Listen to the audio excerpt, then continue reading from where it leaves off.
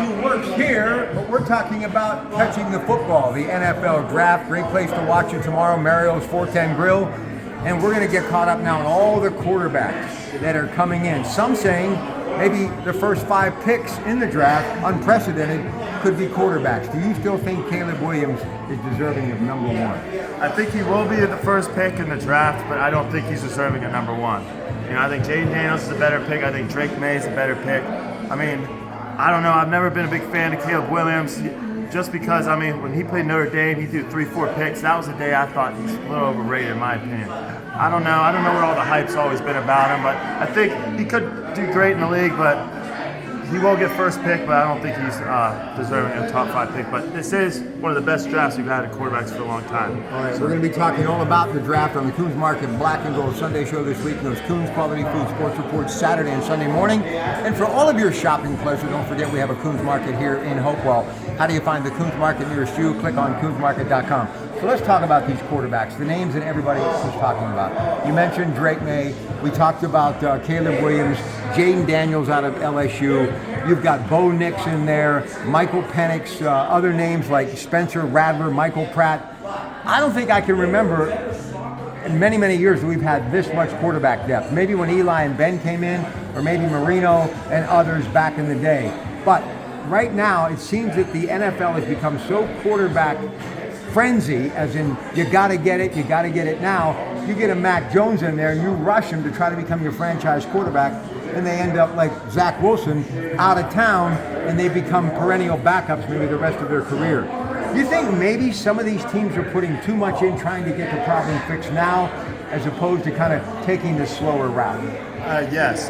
Think about Bryce Young this last year going to the Panthers. I mean, and then you got C.J. Stroud on the Texans. Texans had a lot better offseason and getting better players.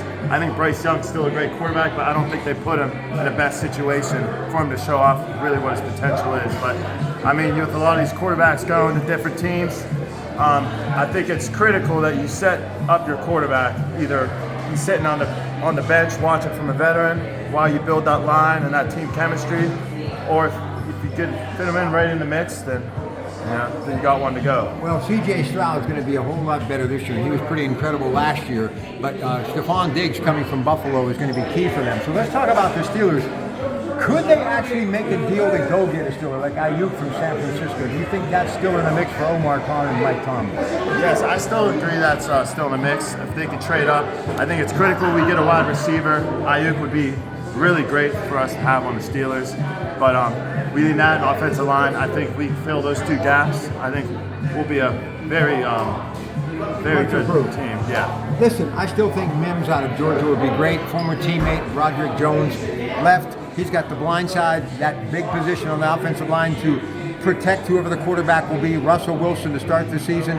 Hopefully Justin Fields long term. And you put Mims on the right side, and maybe if you can pick up a center in the 2nd round, I think right away you solved a lot of problems. But what about defensive line? Do you think if there is a defensive lineman and everybody else on the board that they wanted as far as O-line, whether it be a center or tackle, if there is a good defensive lineman that they can get with that 20th pick, and saying that they don't do anything with that pick, you think that they believe that there's a need for that, even though they've got a perennial All-Pro in Cam Hayward?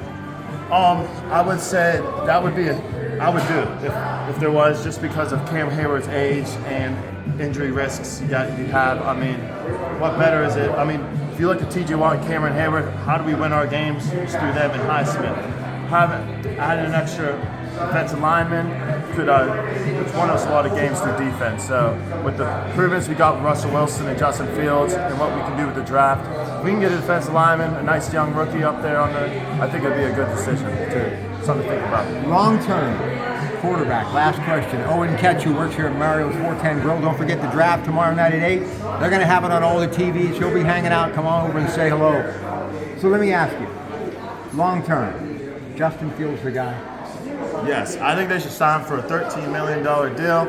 I was listening to the fan today here in Pony Stark and all talking about, and I think they should do a deal on him. Let Russell Wilson start it out this year. If you can mix them both in the same games, that'd be a cool game plan to do. No one's really ever done that, but I think Justin Fields is the guy. I think the Bears program failed him. I think he's a good quarterback, and I don't think no one's talking about it enough. All right, what about Najee Harris? Going to be around long term? No, I don't think so. I like Najee Harris.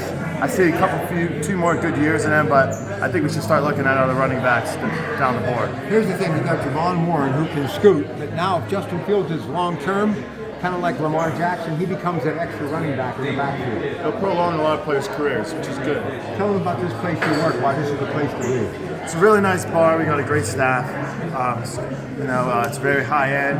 We have really good food. We always have a catch of the day, the seafood specials, very good appetizers, really good drinks, really cool cocktails, and we got these TVs to watch whenever you like. It's a nice family sit-down environment, and we have an outside opening up soon, and we have a whole tiki bar and another bar and two full stages, one inside and one outside. This guy nailed it. My Thank man, you, Rob. he nailed it. I'm telling you, Nemi, you know talent. All right.